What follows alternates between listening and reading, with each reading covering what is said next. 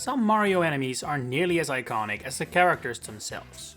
Goomba, Koopa, Piranha Plant, they're way more recognizable than a pretty decent chunk of the main cast. In the second tier of icon status, you have faces like Spiny, Pokey and Buzzy Beetle, which most regular Mario players would be able to name, but if you go down even further on the list, you come across enemies most will recognize, but only those with a certain level of interest will be able to name. Think of the enemy once known as Banzai Bill, which apparently a lot of you just called Big Bullet Bill. Or this little fella right here. Throughout the Mario series, this enemy that I'm sure you've seen before has been referred to with 5 different official names, before Nintendo finally settled on what it is officially called today. And the funny thing is, the deeper into the Mario fandom you have gone, the more likely it is you are getting its name wrong. And if you have never even thought about the name of this enemy, you might very well just happen to guess correctly. Let me tell you the story about how an enemy simply called a lava bubble has been referred to as Podoboo by Mario fans for literal decades. We begin in 1985, when the Super Mario franchise officially began with Super Mario Bros. For the NES. This game introduced all those iconic enemies I opened with, Goombas, Koopas, etc. But this little fireball was also already present. It was exclusively found in castle levels and would shoot up out of the lava to hit you, as I'm sure you know. At this point in time, anyone would be forgiven for even considering these enemies to be a species, to be characters. They don't have eyes, they don't even appear to be alive. For all we know, they're splats of lava that pop up as it flows. Just in a certain rhythm, coincidentally. But whether that was Nintendo's intention is not entirely clear. In fact, it seems more likely it's specifically Nintendo of Japan and Nintendo of America that disagree on this quite important design element in the early years of the series. In Japan, the enemy is known as Baburu, which literally means bubble. It's not a word that brings up the idea of this being a sentient living being, and that is further supported by the description used in the manual. A bright red rock that blows out of a pool of fire in the castle, guarding the Great Demon King, is how this enemy is described. And I know it sounds like this is straight from Zelda, but no, Bowser apparently was to be considered the Great Demon King at the time. But more importantly for this video, the way the Baburu is described here suggests to me the idea was not for this to be a sentient enemy. Compare it to the wording used for the Bullet Bill, for example, another enemy that is basically just an object. They follow you slowly but persistently. You can step on them from above. Sounds a lot more humanized, right? Combine this all with the fact the original Baburu doesn't have eyes, and I think we can carefully draw the conclusion that this was never meant to be an actual enemy, but more of a hazard, like the lava it spawns out of. But if that is the case, Nintendo of America did not get the message. In the English manual for Super Mario Bros., this enemy is described as the protector of the great sorcerer Koopa King, he who comes flying out of the lake of fire in Koopa's castle. Not only does this make the enemies sound so much more important than they actually are, there is also a lot more personification going on, and that may very well explain why this enemy received such a unique name in the West. Podoboo was the name chosen, which is a completely unique word and doesn't really mean anything. You could separate it and it would become Podo and Boo, which you could take to be inspired by the enemy Boo, another little flying guy, and the word Podo, which is Latin for foot. But not only do Podoboos not have feet, they also predate the more famous Boo enemy by several years. So that is not where the name comes from. Instead, it is believed, yet not confirmed, that it's simply a very rough anglicization of the Japanese name Baburu. Baburu? Podoboo.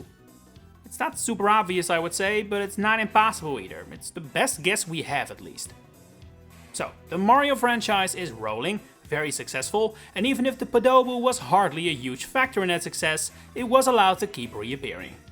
SMB3 once again features the Podoboo, now alongside the regular Boo, which was still known as Boo Dilly at the time, but that's a story for another day.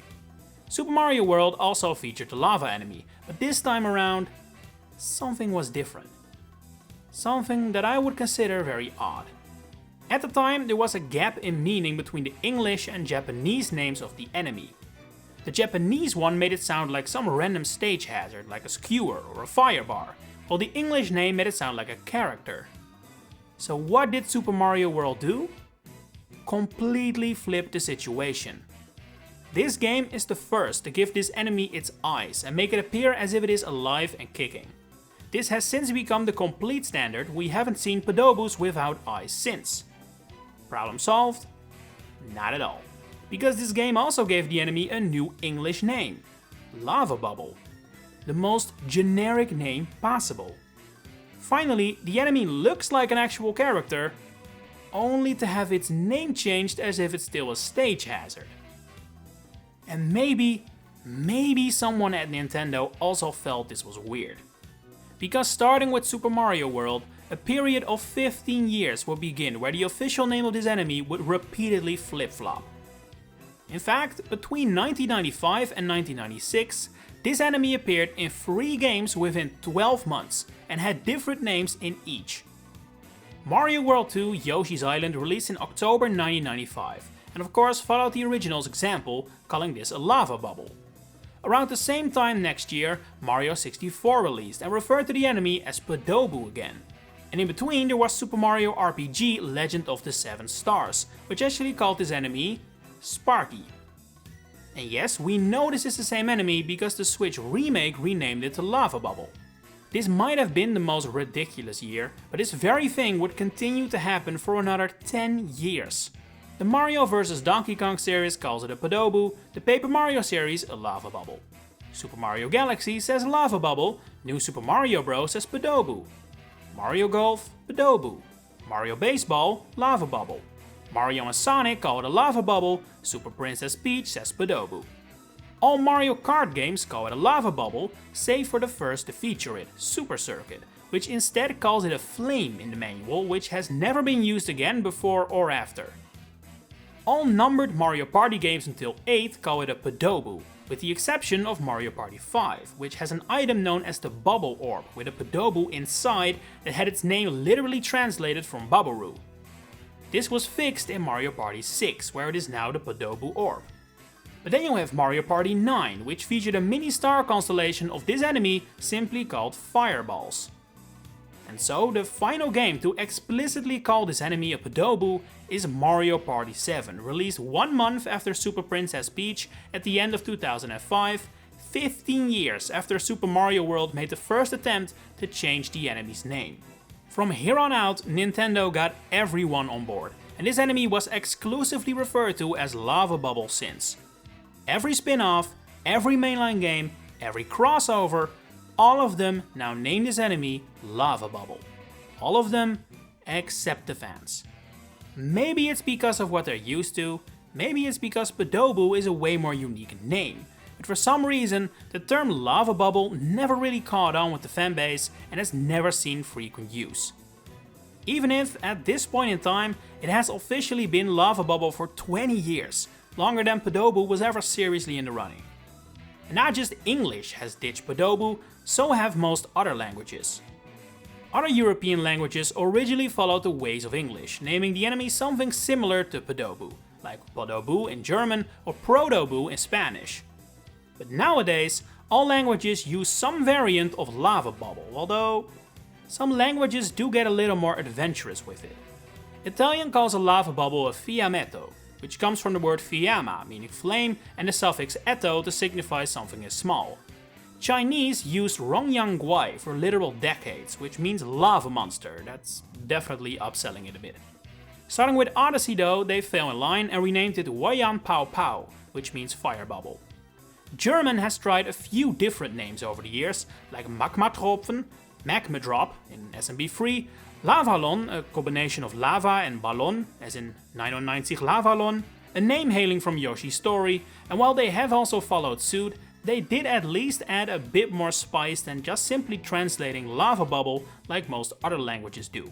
In German, this enemy is a lava blub, which comes from blubbern, the bubble. It's nearly the same thing, but I genuinely think that if the name wasn't lava bubble but say lava bub or even lava blub, everyone would be saying that right now, rather than a still persisting amount of Podoboo sayers. It's ever so slightly more unique and it's fun to say. But yeah, that's the story of how Podoboo became the most incorrectly said name in the Mario universe. Have you been accidentally dead naming it this entire time? Or have you adapted to Lava Bubble? Share it in the comments below. If you enjoyed this video, please consider giving it a like and subscribe to the channel to stay updated on all my future Mario content coming up. For now, thanks for watching and enjoy the rest of your day.